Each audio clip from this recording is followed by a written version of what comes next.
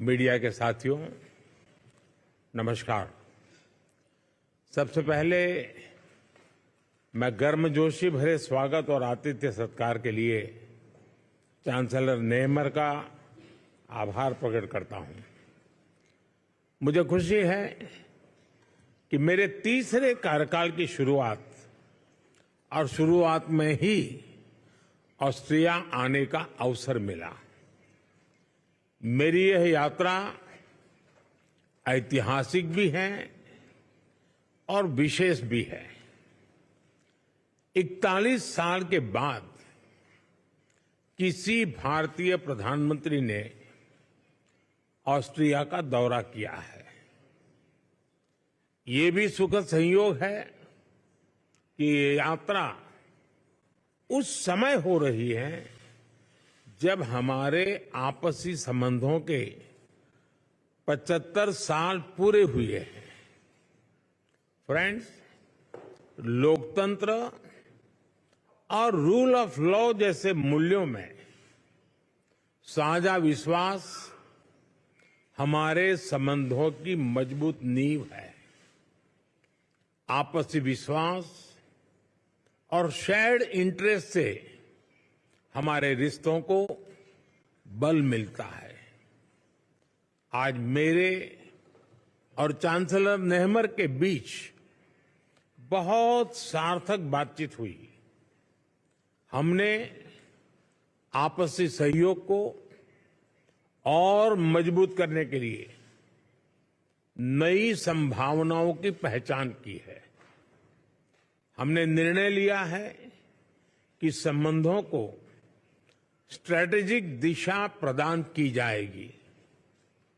आने वाले दशक के लिए सहयोग का खाका तैयार किया गया है।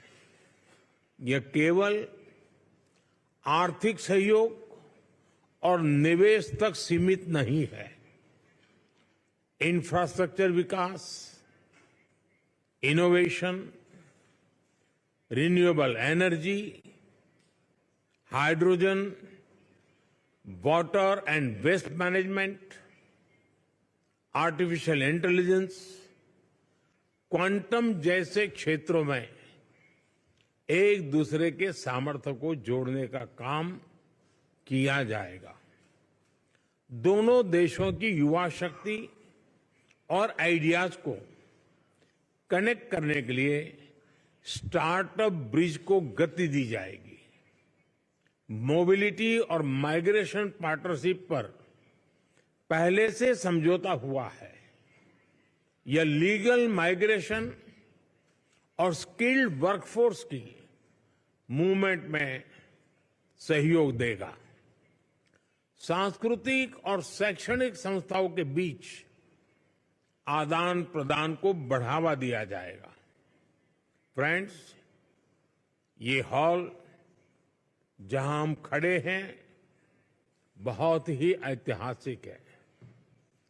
19वीं सदी में यहां ऐतिहासिक वियना कांग्रेस होस्ट की गई थी।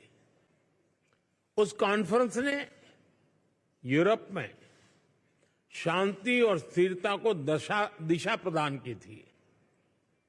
मैंने और चांसलर नेहमर ने विश्व में चल रहे विवादों, चाहे यूक्रेन में संघर्ष हो या पश्चिम एशिया की स्थिति, सभी पर विस्तार में बात की है। मैंने पहले भी कहा है कि यह युद्ध का समय नहीं है। समस्याओं का समाधान रणभूमि में नहीं हो सकता। कहीं भी हो, मासूम लोगों की जान की हानि स्वीकार्य नहीं है। भारत और ऑस्ट्रिया शांति और स्थिरता की जल्द से जल्द बहाली के लिए डायलॉग और डिप्लोमेसी पर बल देते हैं। इसके लिए हम दोनों मिलकर हर संभव सहयोग देने के लिए तैयार हैं। फ्रेंड्स, आज मानवता के सामने क्लाइमेट चेंज और आतंकवाद जैसी चुनौतियों पर भी हमने विचार साझा किए। क्लाइमेट के विषय में अंतर्राष्ट्रीय solar alliance, coalition for disaster resilient infrastructure, biofuel alliance जैसी हमारी पहलों से जुड़ने के लिए हम ऑस्ट्रेलिया को आमंत्रित करते हैं। हम दोनों आतंकवाद की कठोर निंदा करते हैं। हम सहमत हैं कि ये किसी भी रूप में स्वीकार्य नहीं है। इसको किसी तरह भी जस्टिफाई नहीं किया जा सकता।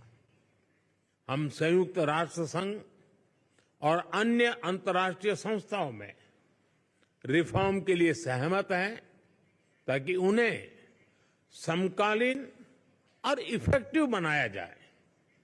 फ्रेंड्स, आने वाले महीनों में ऑस्ट्रिया में चुनाव होंगे।